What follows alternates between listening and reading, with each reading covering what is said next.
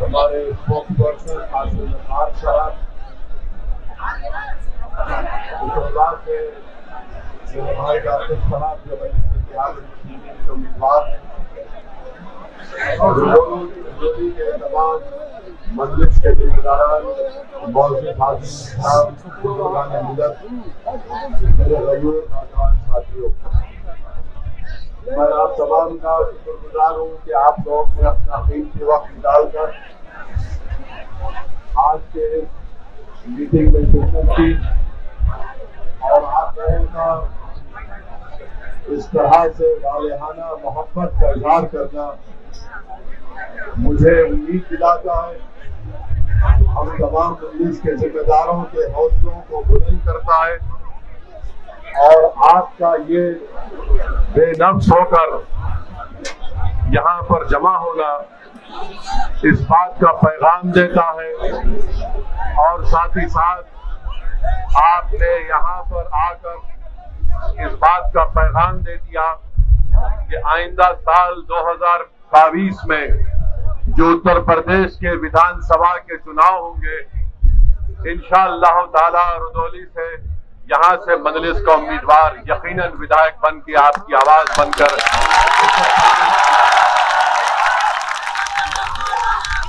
मेरे अजीज दोस्तों, मेरी इज्जतदार माँ और बहनों, मैं ज्यादा वक्त आपके दरमियान में नहीं रहूंगा, बस चंद अहम बातें आप देखकर यहाँ से रुखसत हो जाऊंगा। मजलिस आने वाले विधानसभा के चुनाव में पूरी ताकत और पूरी तैयारी के साथ जनाब मोहतरम शौकत अली की क़ियादत में विधानसभा के इलेक्शन को लड़ेगी। ये बात मैं इसलिए कह रहा हूं कि जो मजलिस के मुखालिफीन है वो इस बात को समझ ले कि ये वो मजलिस नहीं है जो 2017 में विधानसभा के इलेक्शन में हिस्सा ली थी। 5 साल के अरसे में मजलिस ने अपने संगठन को मजबूत किया। मजलिस का पैगाम उत्तर प्रदेश के घर घर पहुंच चुका है। मजलिस ने अपनी तंजीम को, अपनी जमात के लोगों की मेहनत और जुस्तजू की बुनियाद पर पहले से ज्यादा उत्तर प्रदेश में मजबूत है और हमारा आपको यही पैगाम है, यही आपसे इल्तिजा और गुजारिश है कि उत्तर प्रदेश में मजलिस की पहली कोशिश ये है कि यहाँ से आपकी मुस्लिम अक़लियत की एक सियासी लीडरशिप बने। मैं आपको ये बात बताना जरूरी समझता हूँ कि उत्तर प्रदेश भारत का सबसे बड़ा स्टेट है, प्रदेश है। यहाँ पर हर बिरादरी की, यहाँ पर उनकी एक सियासी ताकत है, उनकी एक पहचान है। अगर उत्तर प्रदेश में अगर किसी की सियासी लीडरशिप नहीं है, किसी की सियासी आवाज नहीं है, किसी की आवाज की अहमियत नहीं है, किसी के आंसुओं की अहमियत नहीं है, अगर कोई यतीमी और लाचारी के माहौल और मायूस हो रहा है तो वो उत्तर प्रदेश का मुसलमान है। और मजलिस ये चाहती है कि आप जमहूरियत को मजबूत करें। भारत की जमहूरियत कैसे मजबूत होगी? भारत की जमहूरियत उस वक्त मजबूत होगी जब सबको उसमें हिस्सेदारी का, उसमें हिस्सा मिलेगा। उत्तर प्रदेश में सबको अपना अपना हिस्सा मिल गया। अगर किसी के साथ इंसाफ नहीं हुआ, किसी को उनका हिस्सा नहीं मिला, तो मैं ये साफ तौर पर कह रहा हूं कि उत्तर प्रदेश के मुसलमान हैं जिनको अभी तक उनका हिस्सा नहीं मिला। और क्यों नहीं मिला? इसलिए नहीं मिला कि आपने पिछले 60 साल से सेकुलरिज्म के झूठे वादे पर आपने मुख्तलिफ पार्टियों को वोट दिया। कभी आपने कांग्रेस को वोट दिया, उनको नेता बनाया, विधायक बनाया, सांसद बनाया, मुख्यमंत्री बनाया, कभी आपने उनको प्रधानमंत्री बनाया, कभी आपने बीएसपी को वोट दिया, उनका मुख्यमंत्री बनाया, आपने समाजवादी पार्टी को वोट दिया, उनका मुख्यमंत्री बनाया। मगर आप अपने दिल पर हाथ रखकर सोचिए कि आपका पूरे उत्तर प्रदेश में आपका कौन है नेता, कौन है आपकी आवाज, कहां है आपकी सियासी ताकत। आज उत्तर प्रदेश में आपके वोट की अहमियत नहीं है, आपके आंसुओं की अहमियत नहीं है, आपके मसाइल की अहमियत नहीं है। मैं ये कहने पर मजबूर हूं कि उत्तर प्रदेश में अगर सबसे कम पढ़े लिखे अगर कोई है तो मुसलमान है। आखिर क्यों कम पढ़े लिखे मुसलमान है? क्या इसका जिम्मेदार असदुद्दीन ओवैसी है? अगर उत्तर प्रदेश में सिर्फ 2% बच्चे ग्रेजुएट होते हैं तो क्या उसका जिम्मेदार असदुद्दीन ओवैसी है? उत्तर प्रदेश में मुसलमान आउट ऑफ स्कूल चिल्ड्रन है, जो स्कूल के बाहर है, जिनकी उम्र स्कूल में तालीम हासिल करने की है, वो 60% है। उसका जिम्मेदार कौन है? उसका जिम्मेदार असदुद्दीन ओवैसी है। उत्तर प्रदेश की जेलों में सबसे ज्यादा अगर दलित भाइयों के साथ अगर कोई इंडस्ट्राइल है तो मुसलमान है। इसका जिम्मेदार कौन है? इसका जिम्मेदार किसी हद तक हमको भी अपने गिरबान में झांक कर देखना है। मैं आपको पैगाम देने आया हूं मेरे अजीज दोस्तों और बुजुर्गों, यकीनन फिरका परस्ती को हराना है, फिरका परस्ती को हराना है।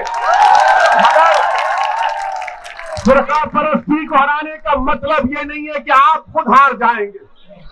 फिरका परस्ती को हराने का मतलब यह कि आप जीतेंगे, तभी जाकर बीजेपी को शिकस्त होगी। अगर रुदौली से मंजलिस का उम्मीदवार एमएलए विधायक बनेगा तो यकीनन बीजेपी को यहां पर हम शिकस्त दे पाएंगे। मेरे अजीज दोस्तों और बुजुर्गों, रुदौली में मैं यहां पर खड़े होकर दिल की अमीर गहराइयों से, हमारे इश्तियाक अहमद साहब एक एमएलए हुआ करते थे, भट्टी समाज से उनका ताल्लुक था, मैं उनको खराजी अकीदत पेश करता हूं। आप बताइए, कोई नाम नहीं लेता इश्तियाक साहब का, और फिर मंजलिस पर इल्जाम लगाया जाता है कि मंजलिस इत्तेहादुल मुस्लिमीन वोट काटने के लिए आती है।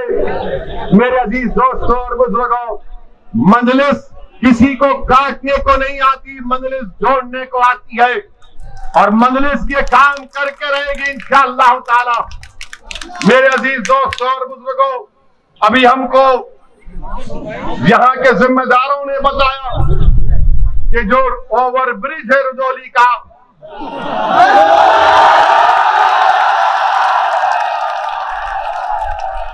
अब आप जाकर समाजवादी के लोगों से पूछेंगे ओवरब्रिज क्यों नहीं बना 2 साल से, तो 5 साल से तो बोलेंगे ओवैसी यहां से गया था इसलिए नहीं बना। ओवरब्रिज नहीं बना, और जो मुख्यमंत्री बाबा हैं, बाबा को भी पता नहीं है। बाबा को बोलेंगे ओवरब्रिज तो बाबा बोलेंगे नाम बदल दो। यानी हमारा हाल ऐसा हो गया है। और फिर ओवरब्रिज नहीं होने की बिना पर हाईवे पे आने के लिए लंबा सफर 10 किलोमीटर का करना पड़ता है। और दूसरी बात यह है कि यहाँ पर जो कम्युनिटी हेल्थ सेंटर है माशाल्लाह खंडेर में तब्दील हो चुका है। मेरे अजीज दोस्तों और बुजुर्गों, पाइपलाइन के लिए रोड खोद दी गई है, मगर ये विकास हो रहा है बाबा के दौर में। बाबा के पास एक ही फार्मूला है, जाके बाबा को बोलिए सर बोले नाम बदल दो, काम हो जाएगा।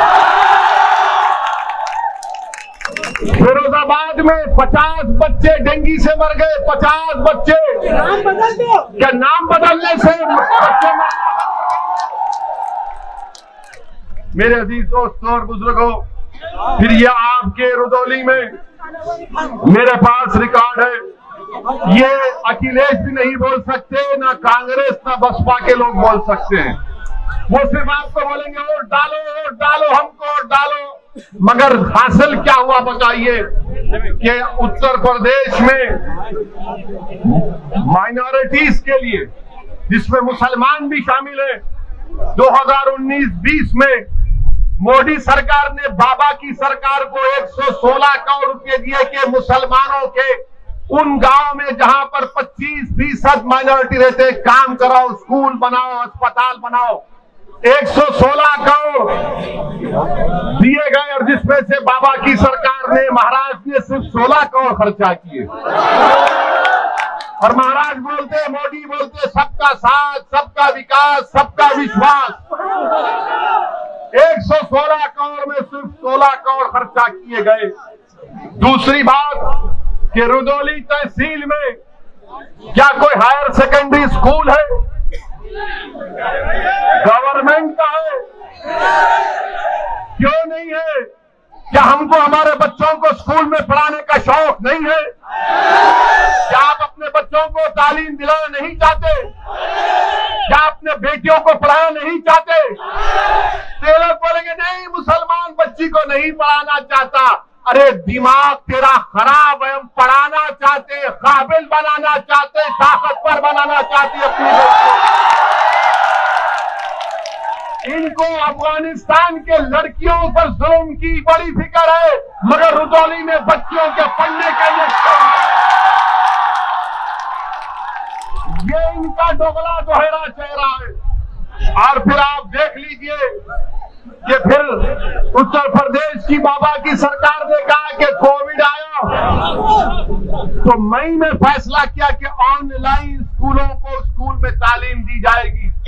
आपको मालूम मेरे भाई, आपके रुदौली में कितने टीचर को कंप्यूटर इस्तेमाल करना आता?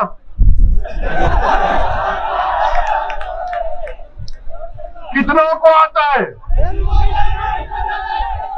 ये हाल यहाँ पर इस तरह का करके रखिए। और आप ये भी देख लीजिए कि जो हेल्थ की बात है, हेल्थ की बात में रुदौली में 255 सब सेंटर है, 40 प्राइमरी हेल्थ केयर सेंटर है, 5 कम्युनिटी हेल्थ सेंटर है, कोई सब डिविजनल हॉस्पिटल नहीं है, 4 डिस्ट्रिक्ट हॉस्पिटल है। तो योगी आदित्यनाथ की सरकार बनने के बाद कितने आपने खोले बताओ? कितने आपने खोले बताओ? जब आप जवाब दे रहे हैं तो सच्चाई पर पाबंद नहीं होगा। आपको मालूम कि रुदौली में यह जिला अयोध्या का है, यहां पर कितने बच्चे 5 साल की कम उम्र के, जब 5 साल के होते हैं तो स्टैंडर्ड कितने होते हैं, कमजोर कितने होते हैं? 50%। बाबा से जाकर पूछिए, महाराज से, तो बोलेंगे ये फिरका परस्ती की बात कर रहा हूं। ऐसी मैं चैलेंज से कह रहा हूं कि 50% 5 साल के कम उम्र के बच्चे स्टंटेड है अयोध्या डिस्ट्रिक्ट में। कौन सी हुक्मरानी बीजेपी उत्तर प्रदेश में कर रही? और फिर वेस्टेड बच्चे 19%, अंडरवेट यानी जो उम्र में वजन उनका होना चाहिए कितने मालूम आपको? 45%। मैं जो कुछ कह रहा हूं, अगर मेरी बहन, मेरी मां मेरी बात को सुन रही है तो कहेगी कि हाँ ये बात सच है कि जिस बेटी को मैंने 9 महीने अपने पेट में रखकर पैदा किया, आज वो स्टंटेड भी है और उसका वेट भी कम है। मेरे अजीज दोस्तों और बुजुर्गों, वहीं पर ये सरजमीन हम जब यहां पर आ रहे थे तो 2 दिन से हमारे माशाल्लाह मीडिया के बड़े बड़े लोग बोलना शुरू कर दिए कि ओवैसी अयोध्या को नहीं जा रहे, ओवैसी अयोध्या का नाम नहीं लेते। मैंने कहा भाई साहब, अयोध्या भी भारत में है, फैजाबाद भी भारत में है और ओवैसी भी भारत में है। अब फैजाबाद की तारीख इनको नहीं मालूम, जो शाम में 6 बजे टीवी पर बैठते हैं। 8 बजे बैठते हैं, 9 बजे बैठते हैं, ऐसा बैठकर भाषण देते हैं, खुतबा देते हैं और ऐसा देते हैं कि बस नरेंद्र मोदी उनको देखे तो कहे कि ये तो मेरा घर वाला। क्या कहा उन्होंने कि ओवैसी को अयोध्या नहीं जा रहे। मेरे भाई, अयोध्या भी जाएंगे, क्यों नहीं जाएंगे? हम जब कश्मीर गए तो अयोध्या नहीं जाएंगे। और फैजाबाद की तारीख, इनको नाम फैजाबाद से इतनी जलन क्यों है? नाम बदल दिया, पेट में दर्द क्यों होता है? फैजाबाद की जेल में क्या अशफाकुल्लाह को फांसी नहीं दी गई थी? क्या फैजाबाद की जेल में अशफाकुल्लाह को जब फांसी दी जा रही थी तो क्या अशफाकुल्लाह जब फांसी के फंदे पर जा रहा था तो उसकी जबान पर कुरान की आयतें थी? जब अशफाकुल्लाह फांसी के फंदे पर गया तो रास्ते में जेल के लोगों से मिलकर कहा कि खुदाफिज, मैं अपने रब से मिलने जा रहा हूं। क्या अशफाकुल्लाह ने जब फांसी का फंदा लेकर उसको चूमा और अपने गले में डाला तो पूछने वाले ने पूछा कि बता मरने वाले, तेरी आखिरी ख्वाहिश क्या है? तो अशफाकुल्लाह ने क्या ये नहीं कहा कि ला के रख दे खाके वतन मेरे कफन में? ये मोहब्बत के मज़ार है अशफाकुल्लाह। ये हमको बोलना पड़ता है, वरना ये 6 बजे 8 बजे 9 बजे बैठकर जो चीखे मारते हैं, जो पुकारते रहते हैं कि हाँ माई बाप देख लो हमको आपकी तारीफ में बोल रहे हैं, इनको बताना पड़ेगा, इनको बताना पड़ेगा कि ये लोग बात करते हिंदू और मुसलमान के इत्तेहाद की मोहब्बत की, यकीनन वो पैदा होना चाहिए। और कैसे पैदा होगा? अशफाकुल्लाह और राम प्रसाद बिस्मिल की दोस्ती कैसी थी? राम प्रसाद बिस्मिल अशफाकुल्लाह एक मंदिर के पास बैठे थे शाम के वक्त, एक मुसलमान आ गए मंदिर पर हमला करने के लिए, तो अशफाकुल्लाह ने अपना रिवॉल्वर निकाल कर कहा, खबरदार तुम मंदिर पर हमला नहीं करोगे वरना अशफाकुल्लाह फायर करेगा। ये मोहब्बत की मिसालें थी। क्या आपको मालूम नहीं? सुनिए, मैं थाली बजाने के लिए या आपसे दाद हासिल करने के लिए यहाँ पर नहीं आया हूँ। मैं तुम्हारी थालियों का मोहताज ना कभी था ना कभी रहूंगा। मैं किसी का मोहताज हूँ तो अल्लाह का मोहताज हूँ।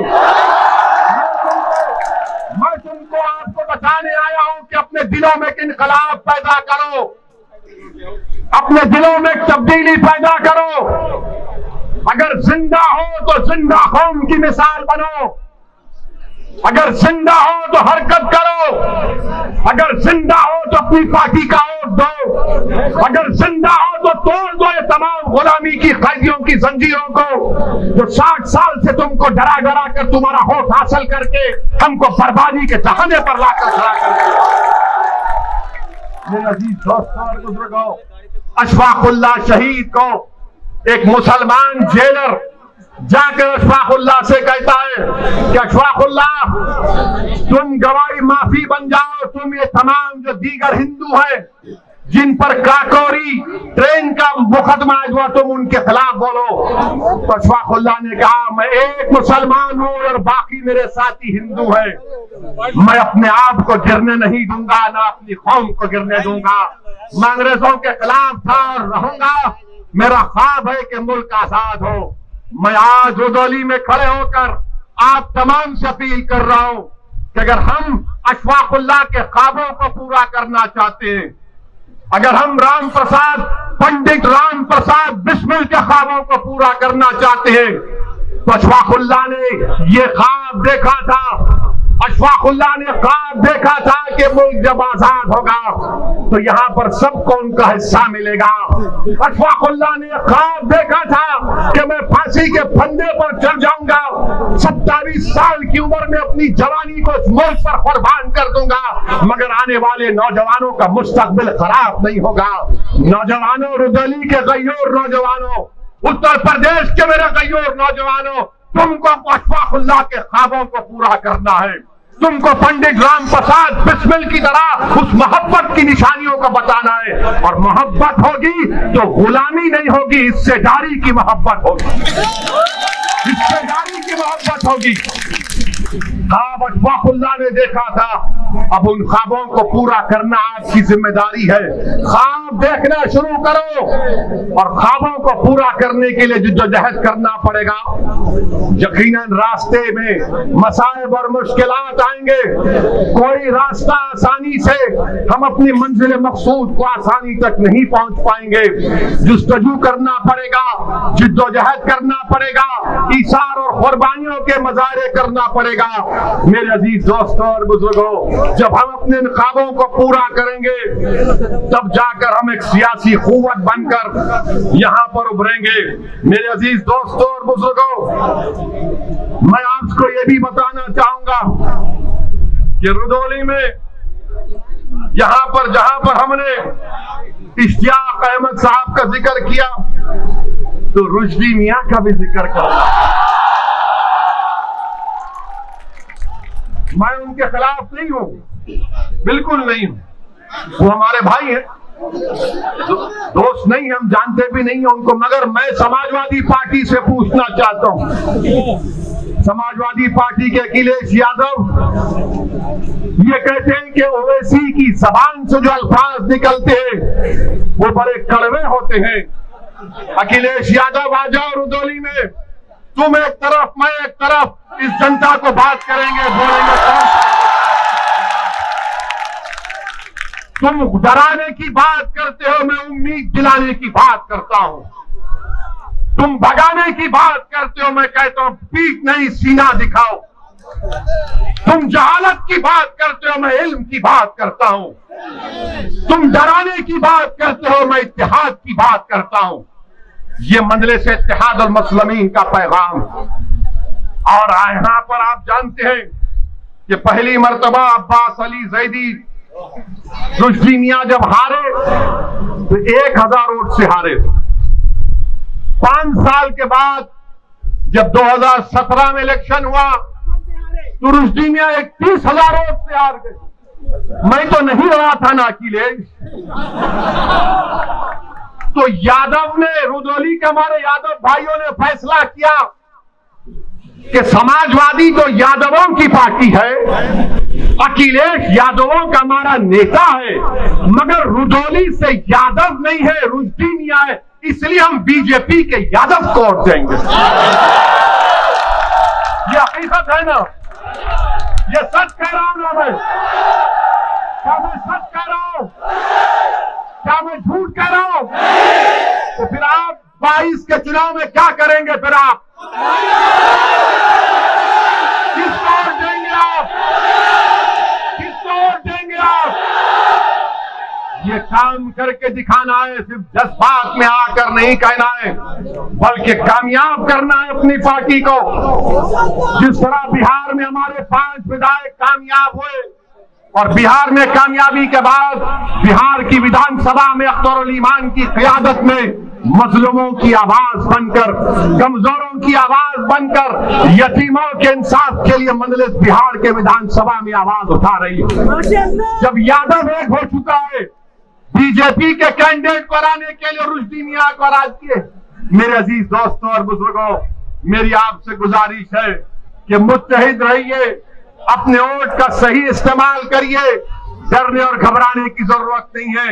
ये समाजवादी पार्टी हो, बीएसपी हो या फिर कांग्रेस हो या बीजेपी हो, इनको एक ही बात की तकलीफ है कि पूरे भारत में मुसलमानों की कोई पॉलिटिकल लीडरशिप ना बने। मैं यहां पर अपनी शोहरत के लिए नहीं आया हूं, अल्लाह जानता है। मैं आपको नेता बनाने के लिए आया हूं कि आपकी सफल से कोई कायद उठ जाए जो 1 साल 2 साल नहीं बल्कि रहती दुनिया तक तुम्हारी आवाज बने। और उस वक्त होगा मेरे अजीज दोस्तों और बुजुर्गों, जब आप अपनी पार्टी को कामयाब करेंगे, अपनी दुआओं से, अपने वोट से और पार्टी के पाबंद डिसिप्लिन सिपाही बनकर आप मजलिस के हक में अपने वोट का इस्तेमाल करिए। डरने और घबराने की जरूरत नहीं है। मुझ पर इल्जाम लगते हैं, मुझे कोई फिक्र नहीं, बहुत से इल्जाम लगते हैं मुझ पर, मगर याद रखो जब तक अल्लाह असदुद्दीन ओवैसी को जिंदा रखेगा, इंशाअल्लाह ताला असदुद्दीन ओवैसी सच को और हक को बयान करता रहेगा। अल्लाह मेरे जिस्म में आखिरी सांस को रखेगा, मैं आपके हक के लिए लड़ता रहूंगा। मुझे नहीं मालूम कि मेरी जिंदगी का चिराग कब गोल हो जाए, मगर रुदौली के नौजवानों, उत्तर प्रदेश के गैयोर नौजवानों, उत्तर प्रदेश के मेरी इज्जतदार मां और बहनों, कौम और मिल्लत के जिम्मेदारों, मैं तुमसे भीख मांगने आया हूं, मुत्तहिद हो जाओ। आज तुमको मुत्तहिद होना है। ये फैजाबाद अयोध्या है। अगर कोई मुझसे सवाल करता है तो याद रखो, इसी अयोध्या में 6 दिसंबर को हमने भी देखा, सारी दुनिया ने भी देखा क्या हुआ। आज उसका जिक्र करने से डरते हैं सेकुलर पार्टी के लोग, जिक्र करने से डरते हैं, डरा डरा कर वोट हासिल करते हैं। अरे याद रखो, वो कौम जो नवासा रसूल को जन्नत का शहजादा मानती है, क्या वो कौम डरेगी इन लोगों से? क्या तुम डरोगे इन लोगों से? इंसान से नहीं डरना, सिर्फ रब्बे कायनात से डरने का हुक्म सिखाया गया।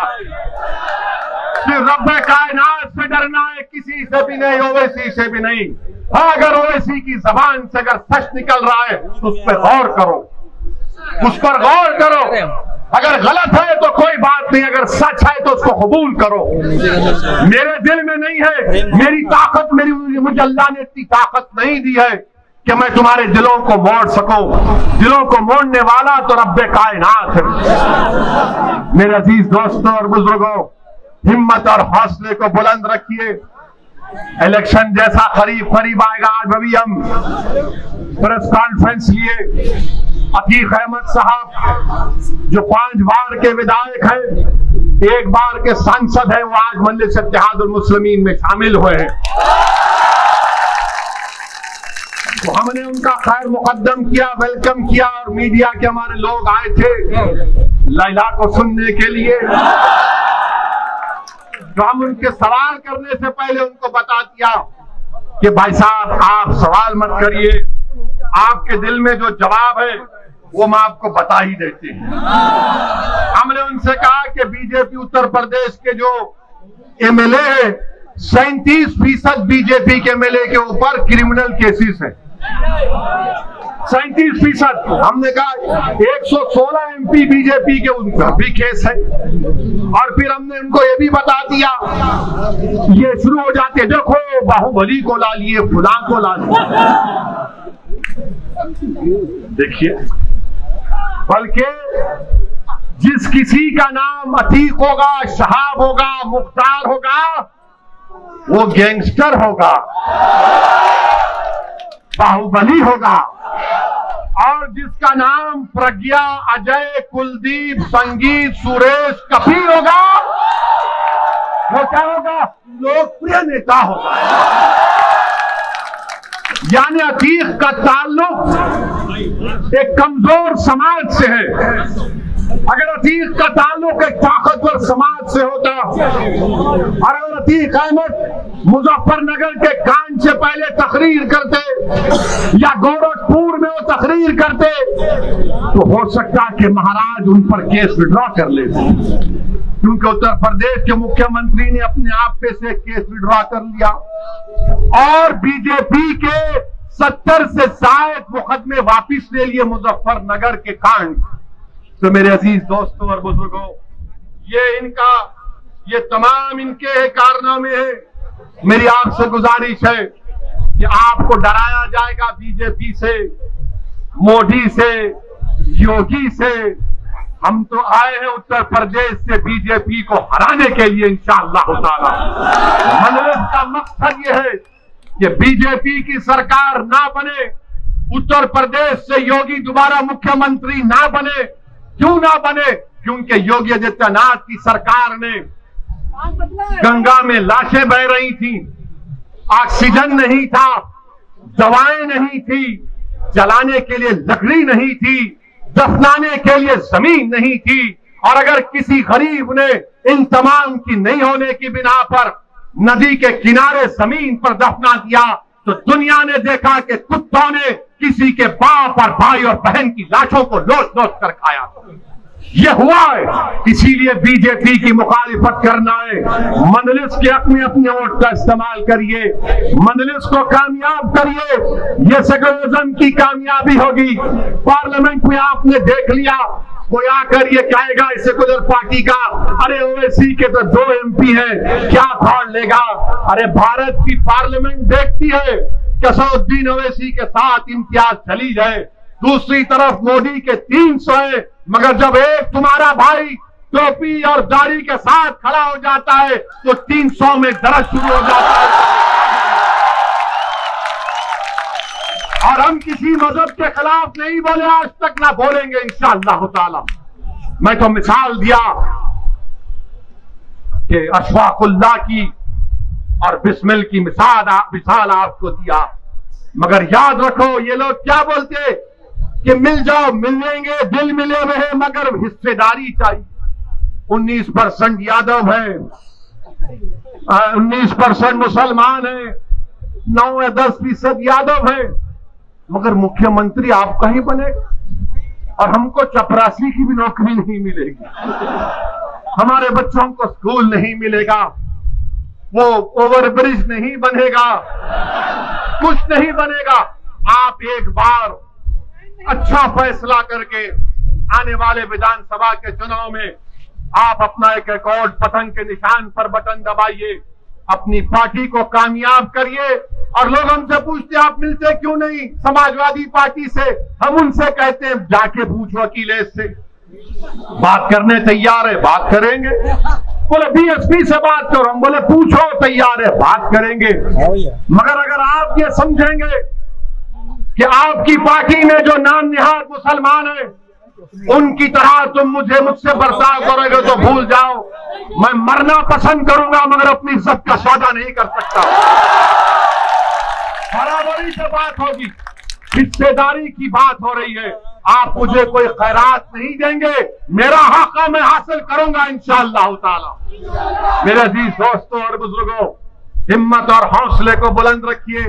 अच्छा, उत्तर प्रदेश के चुनाव आ रहे हैं तो इसमें अब शुरू हो जाएगा ये तालिबानी तालिबानी तालिबानी, सुना आपने, बोल रहे हर एक को। अरे हम तो बोल रहे तालिबान को तुम बैन क्यों नहीं करते। हम तो मोदी जी से पूछे क्या तालिबान टेररिस्ट ऑर्गेनाइजेशन है, नहीं है, बताओ देश को।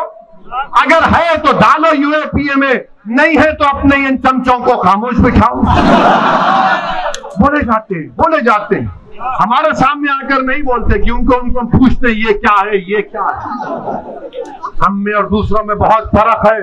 मेरे अजीज दोस्तों और बुजुर्गों, अपने हिम्मतों को बुलंद रखिए, डर को अपने करीब आने मत दीजिए। एक बार एक तब्दीली पैदा करो आप। ये तारीखी शहर है, ये औलिया अल्लाह की सरजमीन है, यहाँ पर हमारे बहादुरों ने अपनी तारीख को रकम किया है। दोबारा एक तारीख को रकम करिए। मैं सलाम करता हूँ आप तमाम को। मैं शुक्रगुजार हूँ हमारी इज्जतदार माँ और बहनों का, बुजुर्गों का, कि आपने अपना कीमती वक्त निकालकर हमारी बात को सुना। मैं फिर से आऊंगा, ये आखिरी मर्तबा नहीं आया। अगर सपा बीएसपी बीजेपी के लोग समझ रहे हैं कि दोबारा नहीं आऊंगा, मैं आऊंगा, बार बार आऊंगा, हर बार आऊंगा, आपके दिल में जगह बनाकर जाऊंगा और आप में से किसी को इंशाअल्लाह अल्लाह विधायक बनाएगा मंजलिस के टिकट पर इंशाअल्लाह। अस्सलाम वालेकुम व रहमतुल्लाहि व बरकातहू।